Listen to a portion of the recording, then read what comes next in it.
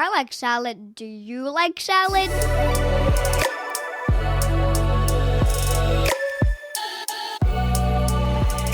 Hi, I'm Hostion Ho. I'm living in Vancouver, BC, Canada, unceded territory of Musqueam, Squamish, and Tsleil-Waututh nations. I'm an immigrant to Canada from China. Hey everyone, I'm Andrea, coming to you from Victoria, but more importantly known as unceded Akwesasne territory of the Lekwungen-speaking peoples, the Songhees and Esquimalt First Nations, and I am an immigrant from the United States of America. And you're listening to Canadian Salad. Canadian Salad. We're rolling. Hi, Hostion. We are rolling indeed. Hi, how are you? Good. How are you? I am good. I am another week.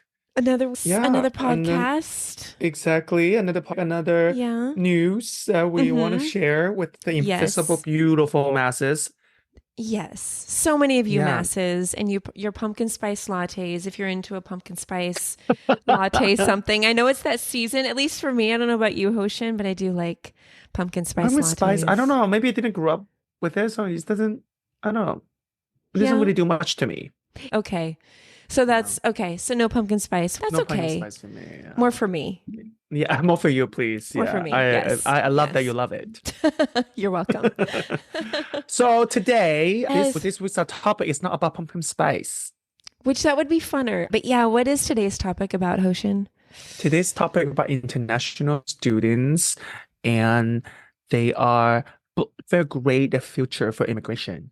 Yeah. Gray. Yeah. Very gray. Gray. Not very gray. Dismal. We don't mean like gray, that kind of nice minimalist gray that most Western homes are painted with. We're talking gray as in rainy, cloudy, and really discouraging. Very discouraging. Yeah. Especially both you and me were international students. Yes. Right now, we have our citizenship because of that. It's that pathway. There was a for pathway. People, for the listeners who do not know what we mean, I will give you like a background before we get into it, because you have to understand this context first to understand what we're actually talking about. So Canada has this kind of pathway for immigration is if you come to Canada to study, like college, university, master, or postdoc or doctoral degree, after graduation, you will almost automatically get a post-graduation like work permit. Yeah. And then usually it's like a 3-year term. And then within the 3 years, as long as you have 1 year of working experience, and then you can apply, or they will invite you to apply for citizenship. Permanent residency. Right. And then after that, and of course, with enough year living, like I believe 2 years, if you be a resident for 2 years, then you can apply for citizenship. Yeah, I think it was a certain amount of days. It was for me. It was like 1,600 days or something like that, which amounts to I think 2 or 3 years roughly, or consecutive. But from residency to citazenship is not difficult. Any permanent resident can easily do that as long as you stay here long enough. Yes. But the difficult jump is definitely from student or like immigrant, a non-resident to permanent resident. That's the difficult jump. Yes. But Canada has this pathway for international student to easily make that jump. At least that was for a long time. And now today we're talking about that pathway is no longer there. They just just snip it. It was snip it. It was not. It's not great. It's not great. So the Globe and Mail had this article we want to share today is titled "Tens of Thousands of International Students Who Spent Years Finding a Pathway to Permanent Residency Are Out of Options." So this news is a summary of some of the current immigration policy change for especially targeting international students. Yep. Yeah. And my understanding too, when we went, certain schools would qualify for a postgraduate work permit after you graduate. So not every college and university, when an international student comes here for that pathway. And you and I went to a school that was, I believe it was, I don't know.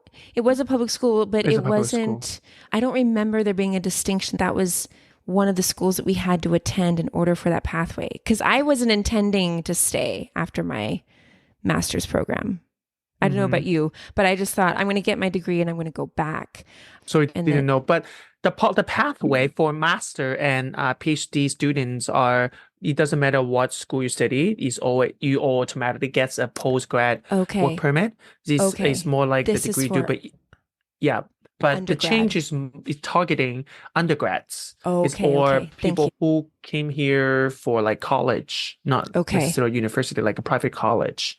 So, but still, like even people who came here for undergrad or a diploma in some college, still they spend their years in Canada and contributing to society, paying taxes.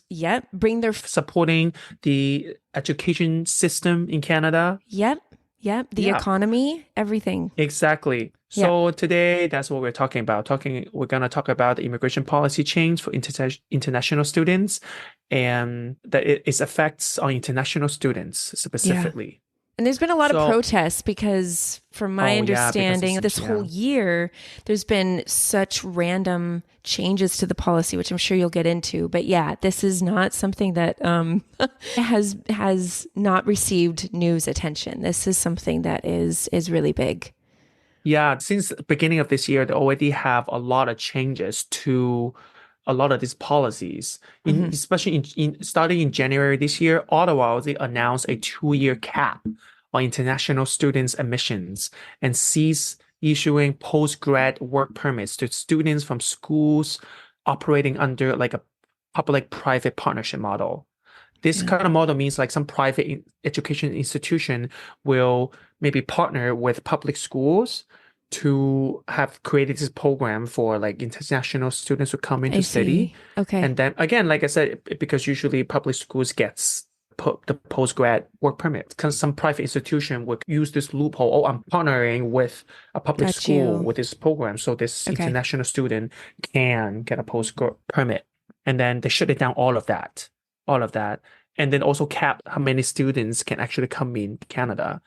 And for 2024, like this year, the cap is expected to result in approximately 360,000, and then is a decrease of 35% from 2023. Wow. So 33% less international student will come in this year. And then again, 2-year cap. So next year, probably going to also another decrease of that as well. Wow. But then that is, again, is a cap on permits of how many international students permits are approved. Approved. So that means the student already here will be already affected because they decrease a number. That means that people here has to go away. Halfway in between your schools, you're studying. Exactly. Halfway studying, Because your study permit doesn't, that's right, because we had to reapply for our study permits. I think they were good for just a year. I think that's what I remember. Yes. Yeah, we also had to do that. So if Ottawa, like the government decided now, they already decided to cap that number, then the permit they give out going to be less. That means, and those permits are not cheap. They're not cheap. Not like I remember back then it was like above $1,000. Easy. Yeah. A year on top of your student fees, on top of your tuition fees, on top of cost of living, on top of rent. Exactly. That's we're gonna get into more about the cost of being international. Now it's really important. Like the cost of being international student too. That's what I just talk about is the international student permit. The second thing that's gonna affect it is the postgraduate work permit, which is the most for many international student that seeks in a permanent residency. That is the key. That is the key permit there. Sure. Spend so much money and time to study here because we want that post-grad work permit to give us the opportunity to work so we can get a permanent residency after. But right now, international students with post-grad work permits expiring in 2024 this year may not receive a visa extension or even an invitation to apply for a PR because Ottawa is focusing on reducing the number of temporary residents and no-wage foreign workers, which could force them to return to their home countries. When they mean low-wage foreign workers, they mean people that are not an engineer, not a doctor, not in the STEM program. So you literally have to be like a scientist, a doctor, an engineer to actually to get your visa extended or to receive a invitation for PR. Being very selective, which the immigration policies are very selective anyway, because it's a points-based system. Exactly. Remember points. Yeah. Remember before we were applying, we also have to like our job or our work experience have to be fit in a certain like a tier. If you're just like a waiter, a certain code, the NAIC codes, I think it was. Yes, it had to fit. And if for example, if you're a waiter, your work experience would not be qualified. Yeah. For example, you have to be some sort of manager role or some sort of skill role to be qualified as like skill experience, like work experience. And now they make that even more specific, even more difficult to have to target very niche, like healthcare, like engineer and STEM. Is crazy because that sudden change will also affect undergrads here. Like sudden change also affect people already hold the postgrad work permit that is facing a renewal the coming year. Yeah. That means these people who might have to go home after spend years, after even already have a work permit that just need to be renewed. And these are people who have not been here like a year, 2 years. I read the article. It's like people who've been here 6, 8 years, like a good chunk of your life. Exactly. Because if a postgrad, like an undergrad is 4 years, right? After 4 years, and then you maybe get a 1 year or 2 year kind of postgraduate work permit. Postgraduate work permit, right? So that's if you finish at 6 years already, if you get a 2 year post work permit and then maybe you don't have enough work experience to get a PR, so you need another one, so you have to apply for another one. So this, for example, these people will be 6 years here and then now they can't renew, they won't issue it to them, they won't approve it. Yeah. That is crazy. It is. And I hope that the audience, like if you didn't come here as an international student to Canada, maybe you came through a provincial nomination, maybe you came through, I don't know, you were sponsored by a spouse or something like that. If you have never experienced what it is to not only invest money, but time, like just put yourself in these people's shoes for just a second. And think about the impact that would have for you, the communities that you built, the relationships that you've made, the connections, the business, like this is a complete disruption, and it is the people on the ground who are suffering because of government's policies. Sure, we'll get into that because I have something to add later. But it's really important that I think we see a lot of negative news media attention on international students and even temporary foreign workers who are here and are protesting for basic human rights, that are protesting saying that these policies are not fair. And they have the right to do so because absolutely these policies are not fair. It is a roller coaster, Hostion. It is put a blindfold on, have a dart in your hand, and try to get the target. You don't know how and when that target is going to be moved by the Canadian government. You really don't know. Yeah. No. I think it is by now, unless you are really blind or live in a cave, that yes, you would know Canada is built on the back of immigrants. It's just a fact. It's not an opinion. You cannot ignore the fact Canada is built on the back of immigrants and also the body and blood of many immigrant and indigenous too, obviously. Yeah. We cannot, that's just facts there. Exactly. So exactly. It is very important for us to realize and acknowledge that this immigration policy changes affect many people's life and hurts many immigrants, especially the ones who already spent so many years here, contributed to society, and have built their hope upon Canada's immigration policy, previous immigration policy, and now they decided to screw you. Yeah. That was just a joke. Fool you. Exactly. Let's just pull the carpet out from under your feet. Sucks to be you. But we're going to stay here all cushy in our suits and in our offices making these rules and legislations because frickin' federal governments and provincial governments aren't doing their job. Exactly.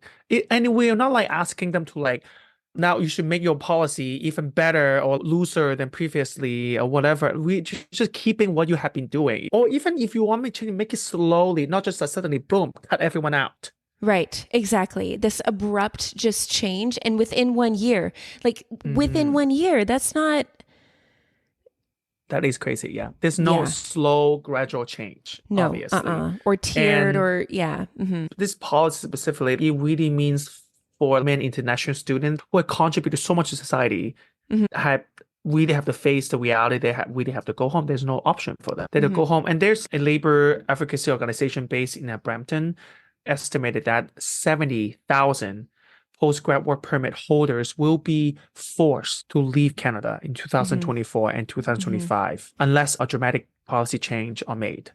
And this number represents not just the loss of individuals, their hopes and dreams, also the loss of a skilled workforce that Canada has heavily rely on. Absolutely. And go ahead. Because they study here and they're already working. They had the work permit. So Canada's workforce have to take a great loss as well.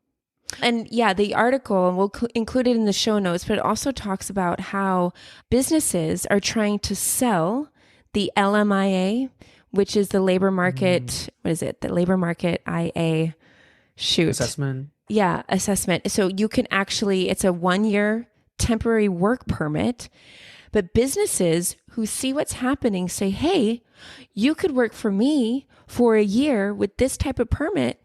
I'll sell it to you for $35,000, $20,000, $30,000.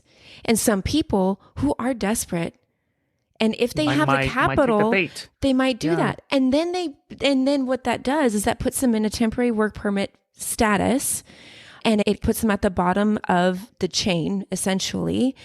And then they are more prone to be abused, to be taken advantage of, because there are all of those terrible things happening in our immigration system. Yeah, and the company knows now I have something, I have some dirt of you in my hands now. Yes. So businesses are taking advantage of people who are in this situation. And this is where that's frustrating. It's, Canada has an immigration problem. Yeah, they do, but it's not immigrants. It's actually the policies that were created in the immigration system that are using and abusing people for capital gain.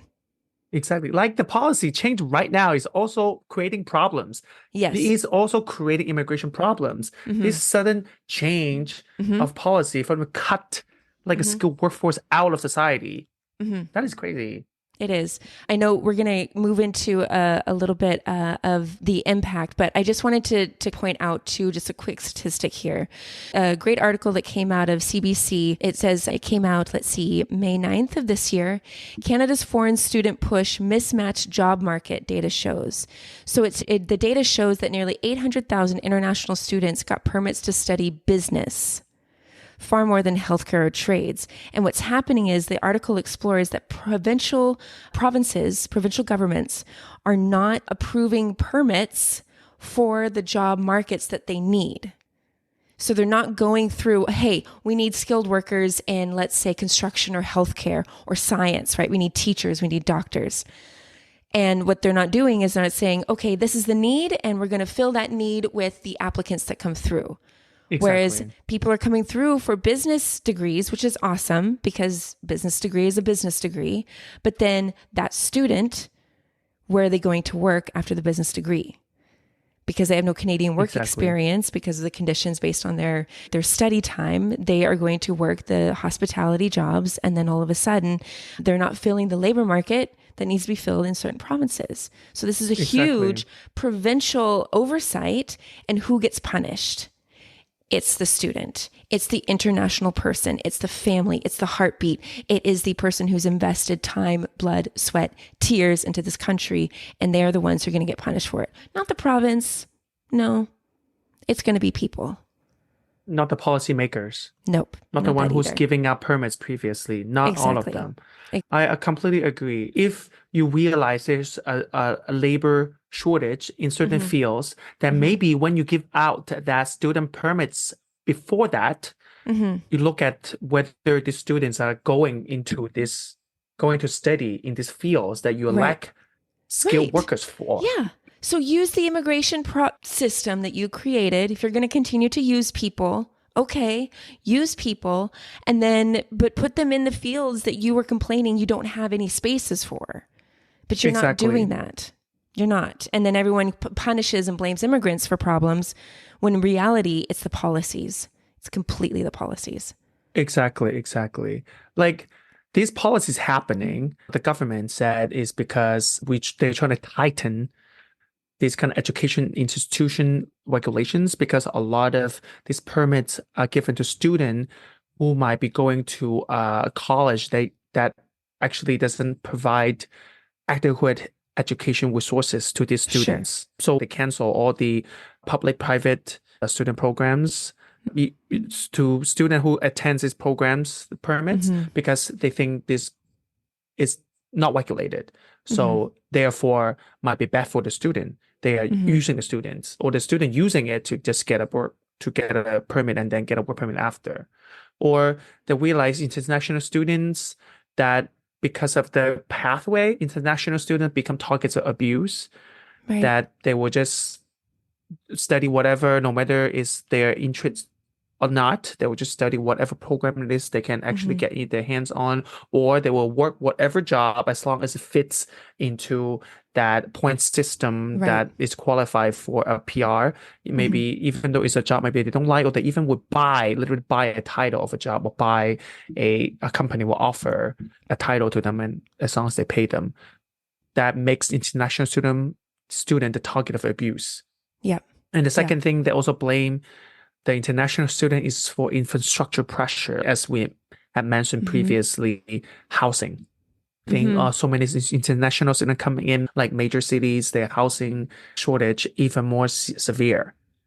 But then all of this blaming, at the end of the day, as we just explore, they could have just done it to prevent that happen at the beginning before they put the permit out. They could never screen through this or foresee this before the student came in, or before they release any number or how many people they're going to take in.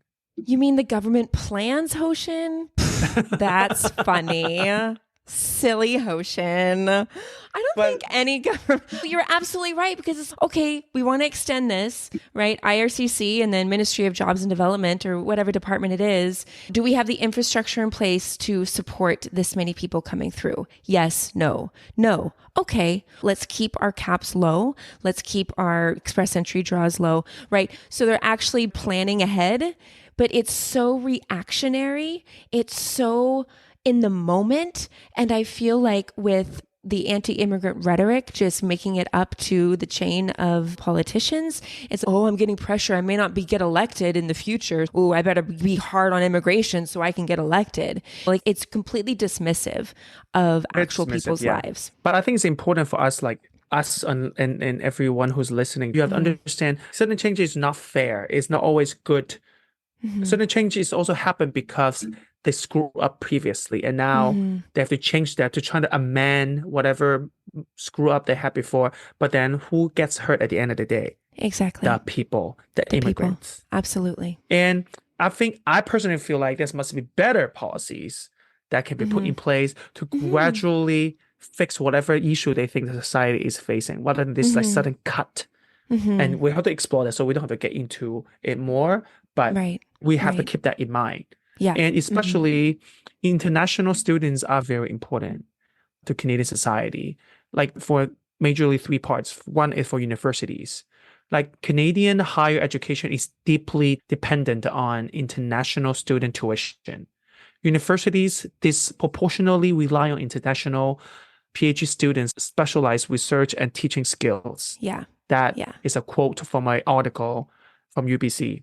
If we suddenly cut, again, this year we had a 35% drop from last year of student admissions, that means many of the universities will have less income. Right. And when you first have less money come in, jobs are going to be fired, programs go down, the quality goes down. Public tuition going to go up, and then universities, research and lab probably also going to go close down, because again, they are disproportionately relying on students' specialized research and teaching skills. So labs, research, university competitiveness and quality might also all drop. Yeah. That's one. And second, there's also another data. RBC had a report from 2022. It says, while representing less than a fifth of university enrollments, foreign students account for a third of tuition fees paid. Because I think there is a foreign or an international cost versus a it's always national cost. International students always like they're double or charged more. Yes. Exactly. Just using us for our money. Oh, it's really so using it for our money. gross. It is Yeah. gross. But if you use that for our money and give us that pathway, you know what? I can see why. Take but your now, money. Yeah, exactly. but now you give for many international students already pay so much money now, and you suddenly have this sudden policy change. I'll be so pissed. I would be too. So much money. So much crazy. Money. Yeah. And then the second thing that why international student is important to Canada is also because of immigration itself. We all know Canada is an immigrant country. We all need immigrants for a healthy population growth. That's just what it is. And Canada used to rely on this called one-step immigration policy, which is literally pick someone from some foreign country directly. Like maybe they invest business here, or maybe they have some sort of special skill, and we'll just directly pick them from the foreign country and plant them here. Oh. Give them an immigration status. Like refugees, business, or talented or skilled worker, all these programs are one step. They never have to work here. They never have to be temporary resident here before. They just came here and give them a status, almost basically like that. Interesting. That's one step. But international students is the two-step immigration. Is the two-step immigration. They even call it adjugration. Edugration? Education and immigration. Adjugration. I like it. That's fun. Yeah. It's also an article from UBC. Yeah. This adjugration is a way better policy for Canada, many believe, because these people have to like study here, learn the language here, learn the culture here. That means when they eventually get immigration status, they will already integrated to the society, and they already and they have a skill. They already studied. They have certain skill already to contribute. So that's why international student becomes this very prized immigrant type of immigrant for Canada. Especially for all you assimilation bozos out there who are just like, if you should come, you should learn our language and you should know our customs and you should value our values. It's, international students are doing all that in a bag of chips. Are you happy now? No, you're not happy. You're just going to take away their work permits. But no, you're absolutely right. It's an integration stream that's really, in my mind, quite seamless because you're coming under a pretense of learning. You're coming under pretense of curiosity. Yeah. Exactly. And the last thing is for the labor market, obviously. Statistics Canada in 2022 has a report. The share of international students with pay employment income amount total pay workers grew from 0.1% in 2000 to 1.4% in 2018. In 18 years, is a 14 times growth. Wow. And right now in 2024, I don't have data for 2024, but I can only imagine the workforce, like the international student already have become a very important part of the workforce, labor market here. So with all that said, now that if we want to interpret what this policy changes means to society in general, I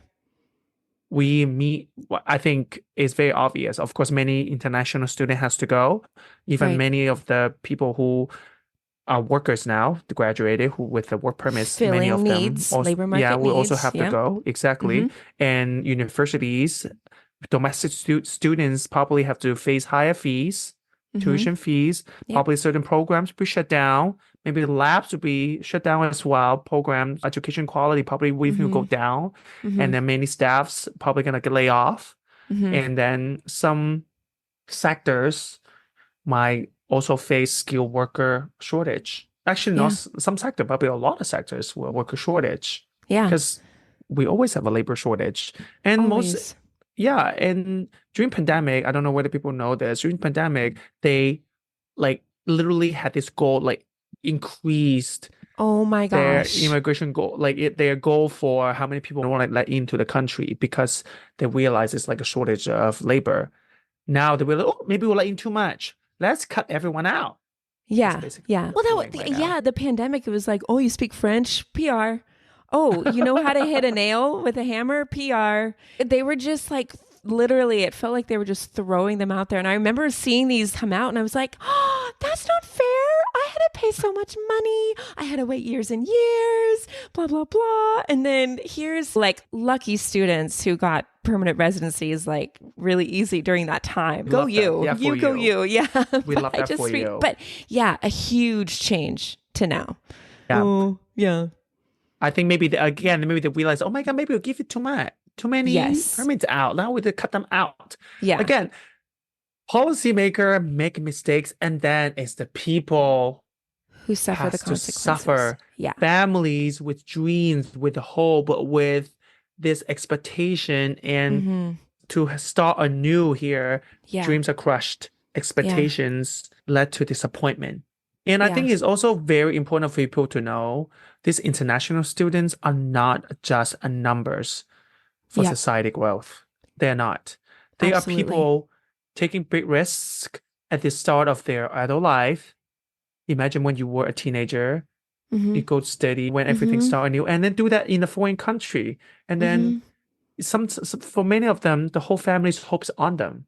And they start this big risk at the start of adult life. And they are just trying to plan their futures while navigating a complex, inequitable world, especially when policies like this just suddenly changes. And then now, what are they going to do?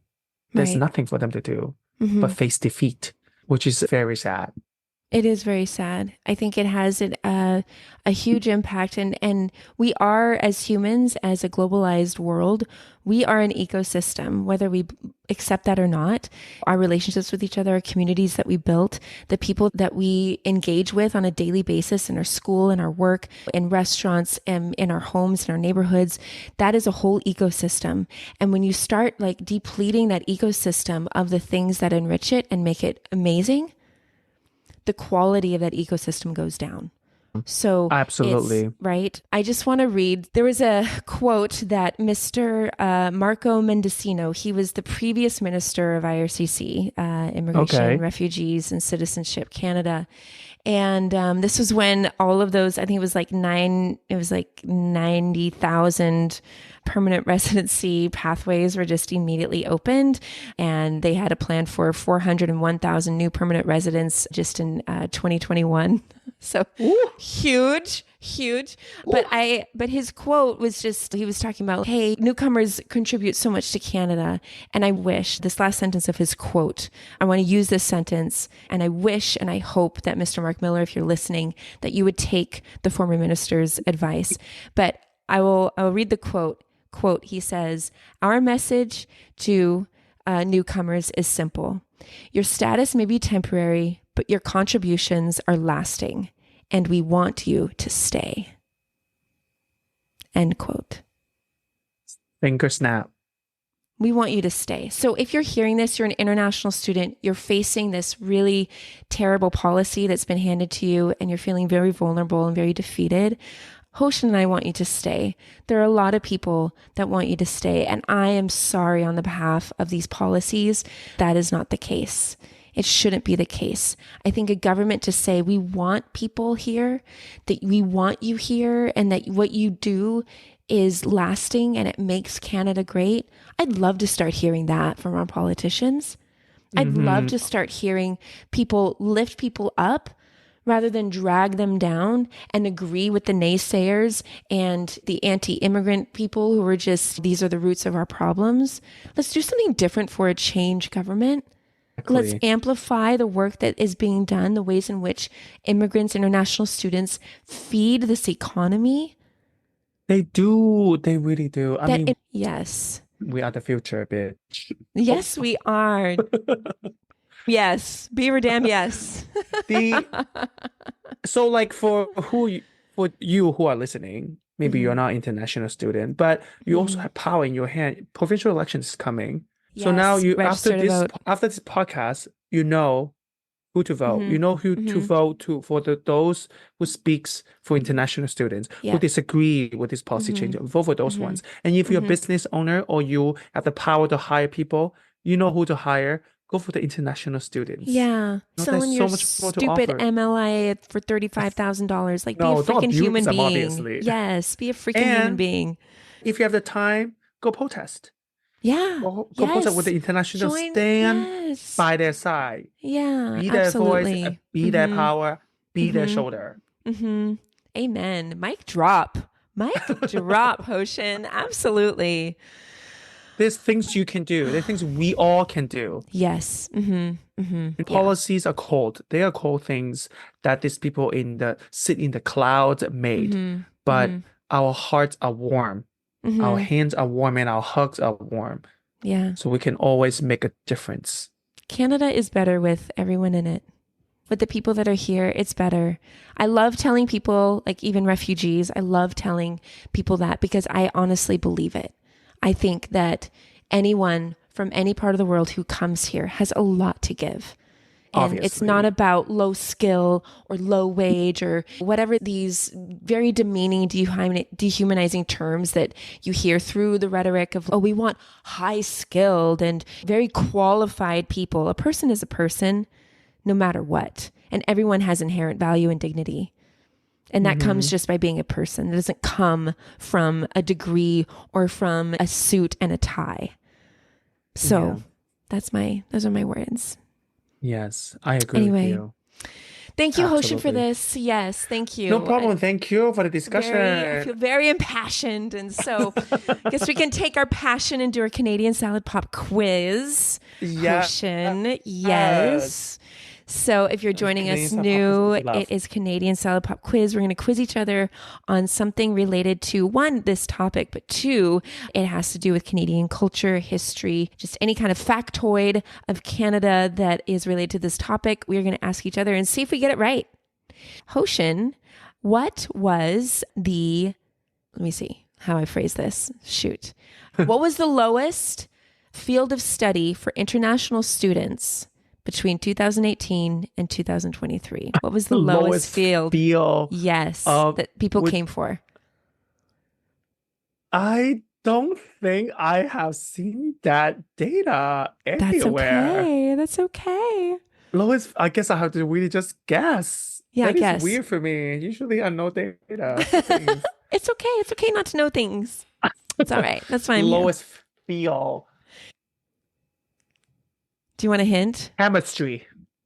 Chemistry. Oh, okay. Chemistry was not one of the lowest. It was actually probably about the middle of the road. Oh, the middle? Okay. Yes. The lowest is theology and religious studies.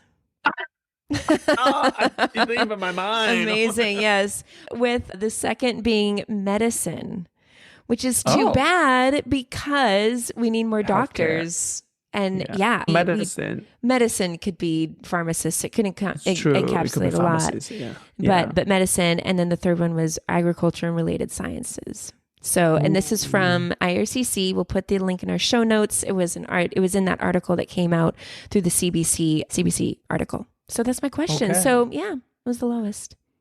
Okay, my question now is, which province in Canada has the most international student by so far?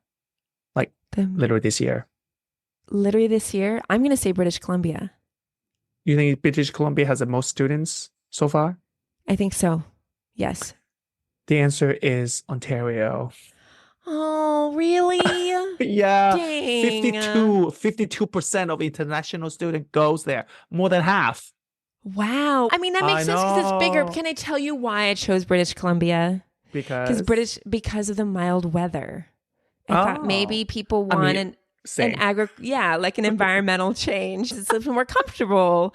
But no, okay. I mean, that makes sense because there's more. I think the population is even higher in Ontario. Yeah. So anyway. Have more population too. Yeah. But to echo to your point, literally when I was looking for school in Canada, I first Googled where in Canada does not snow. And then I found BC. And you came to Vancouver Island. That's amazing. I love it. I was born and raised in the northwest of North America, Turtle Island. And I was like, oh, just up the street. Sure, I'll go to college there. So anyway, but thank you everyone for listening. Honestly, send us your feedback. If you're an international student, let us know how you're doing. And please check us out on TikTok and Instagram. Our handle is Canadian Salad. You can find us on our website, canadiansalad.ca, for all the great bits. If you want to listen to some old episodes, Immigrexit would be a good one, because then you'd hear about why people are leaving Canada. And it's not just immigrants, folks. It's Canadian-born people are leaving Canada. But yeah, just send us a note, slide into our DMs, send us an email. Is that how the youth say it? Slide? Yeah, the youth. Yeah, the youth said the that. Youth? Yeah. Okay, good. Yeah, okay, the youth. I'm cool. I'm You're not just a regular 7-year-old cool, and then I'm like not cool. The only cool I am is with my 7-year-old. You are a cool mom. You're not a regular mom. Thank you, Hostion. Also, there's a quote. That means a lot. It's a There's quote. a quote from Mean Girls. Oh, really? Yeah. I haven't. You don't know, isn't it? I saw it a long time ago. Probably came out when you were in diapers, but probably. Anyway, thank you for listening. Yes, thank you for listening, and we will talk to you next week. Have a wonderful week. Yeah, bye. Bye. Bye. Canadian Salad is written and produced in British Columbia, Canada by Hostion Ho and Andrea McCoy. Theme music is by Naver Avetyan from Pixabay.